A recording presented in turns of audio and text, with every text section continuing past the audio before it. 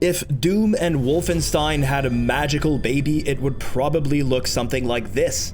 A pixelated dungeon full of skeletons, demons, and explosions, but instead of shotguns, you're slinging fireballs, and instead of medkits, you're chugging potions.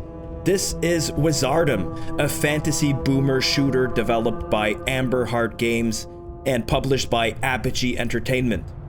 And while it looks like a nostalgia trip, Wizardum does something special. It reminds us why these old school FPS games still work so damn well.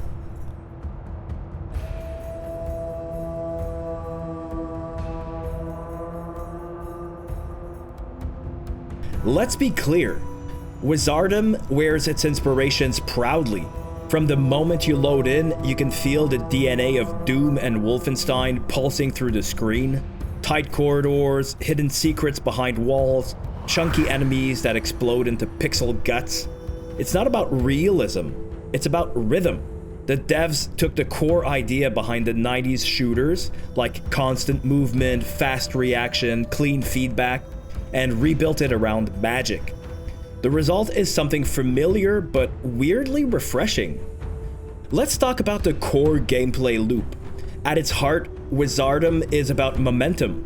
You move fast, you shoot faster, you never stop. Every run is a balance between offense and resource management. Spells replace traditional weapons. Each one has a different casting rhythm, damage curve, and mana cost. You'll juggle fireballs, frost bolts, and area bursts while dodging waves of enemies that never stop advancing. Potions are your lifeline. Health, mana, and buffs are scattered throughout levels like candy.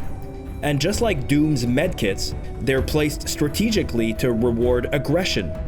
You heal by pushing forward.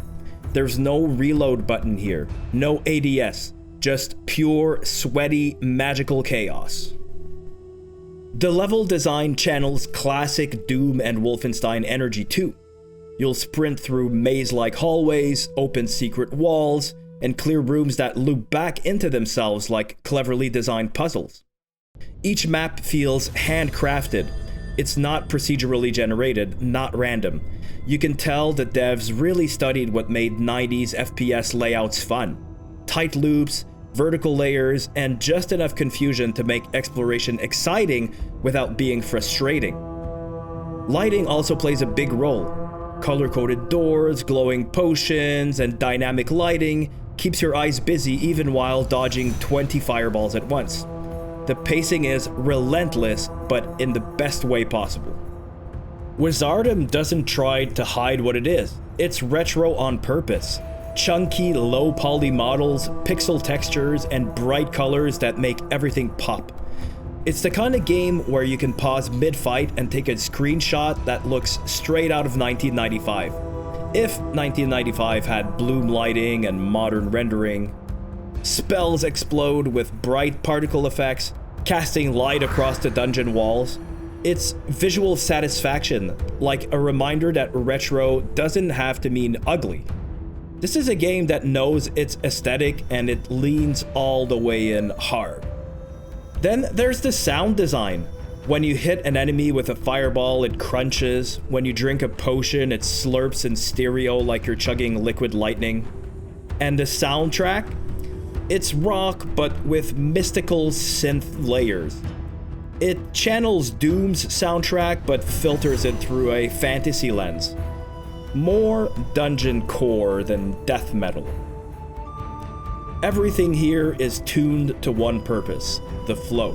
The music, the effects, the visuals, they all keep you moving forward. What makes Wizardum work isn't just nostalgia, it's philosophy. The best boomer shooters trust the player. They don't explain every mechanic or hold your hand through a cinematic tutorial. They drop you in a room and say, "Go fucking nuts!" Wizardum follows that tradition. It's simple enough to pick up, but every fight forces micro decisions: when to push, when to heal, which spells to cast, which direction to dodge. And because everything kills you fast, you're constantly learning, dying, improving, dying again. Just like the classics. Of course, it's not perfect. Enemy AI feels a bit predictable, and a few arenas reuse the same layouts over and over. I also wish there were more spell types and maybe even modifiers. Maybe even more complex RPG mechanics would have scratched like all my itches. The shop feels kind of empty, and you really have to find all the treasure and secrets in each room to have a shot at buying something every 2 or 3 levels. If you just rush through it, you'll never have enough money, and that's a bit counterintuitive to the game's super fast pace. But these are nitpicks. For what it sets out to do, Wizardum nails the fundamentals better than most shooters out there. Wizardum proves once again that old school design still has power, not because we missed the past, but because some ideas were simply perfect the first time around. The immediacy of combat, the clarity of feedback, the joy of running super fast and smashing things.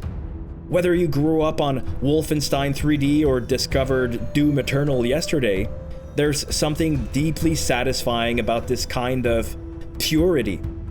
And swapping guns for spells? That was just a cool twist I think we all needed.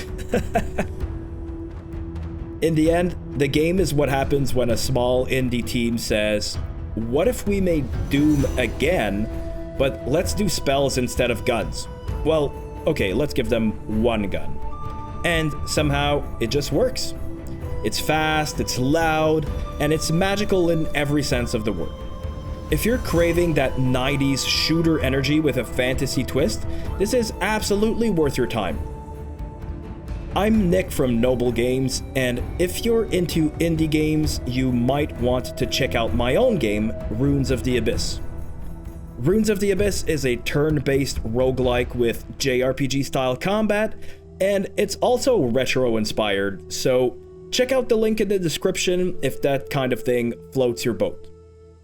Thanks for watching, and remember, stay curious, stay creative, and keep your mana topped off. I'll see you in the next one.